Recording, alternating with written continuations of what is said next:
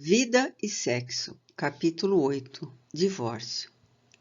O divórcio é lei humana que tem por objeto separar legalmente o que já de fato está separado.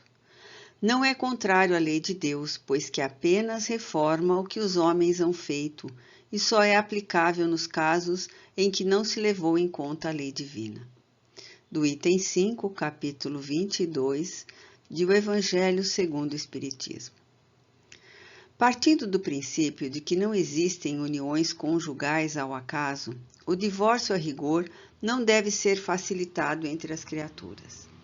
E aí, nos laços matrimoniais definidos nas leis do mundo, que se operam burilamentos e reconciliações endereçados à precisa sublimação da alma. O casamento será sempre um instituto benemérito, acolhendo no limiar, em flores de alegria e esperança, aqueles que a vida aguarda para o trabalho do seu próprio aperfeiçoamento e perpetuação. Com ele, o progresso ganha novos horizontes e a lei do renascimento atinge os fins para os quais se encaminha. Ocorre, entretanto, que a sabedoria divina jamais institui princípios de violência, e o espírito, conquanto, em muitas situações agrave os próprios débitos, dispõe da faculdade de interromper, recusar, modificar, discutir ou adiar transitoriamente o desempenho dos compromissos que abraça.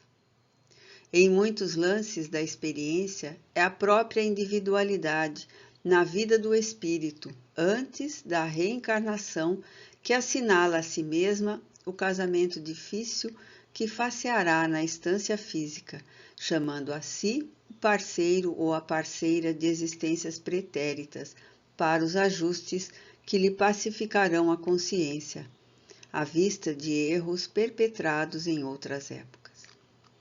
Reconduzida, porém, à ribalta terrestre e assumida a união esponsalícia que atraiu a si mesma, ei-la desencorajada à face dos empeços que se lhe desdobram à frente. Por vezes, o companheiro ou a companheira voltam ao exercício da crueldade de outro tempo, seja por meio de menosprezo, desrespeito, violência ou deslealdade, e o cônjuge, prejudicado, nem sempre encontra recursos em si para se sobrepor aos processos de dilapidação moral de que é vítima. Compelidos muitas vezes às últimas fronteiras da resistência, é natural que o esposo ou a esposa, relegado a sofrimento indébito, se valha do divórcio por medida extrema contra o suicídio, o homicídio ou calamidades outras que lhes complicariam ainda mais o destino. Nesses lances de experiência, surge a separação à maneira de bênção necessária. E o cônjuge, prejudicado, encontra no tribunal da própria consciência o apoio moral da autoaprovação para renovar o caminho que lhe diga respeito, acolhendo ou não nova companhia para a jornada humana.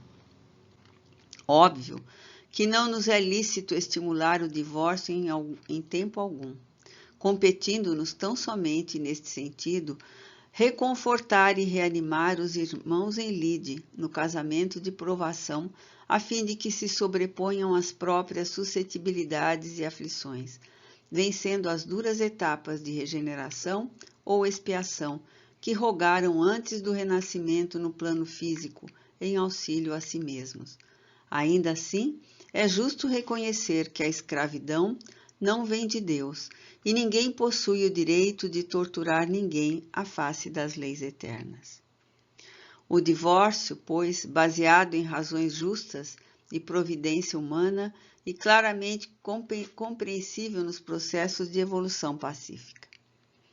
Efetivamente, ensinou Jesus, não separeis o que Deus ajuntou. E não nos cabe interferir na vida de cônjuge algum, no intuito de arredá-lo da obrigação a que se confiou.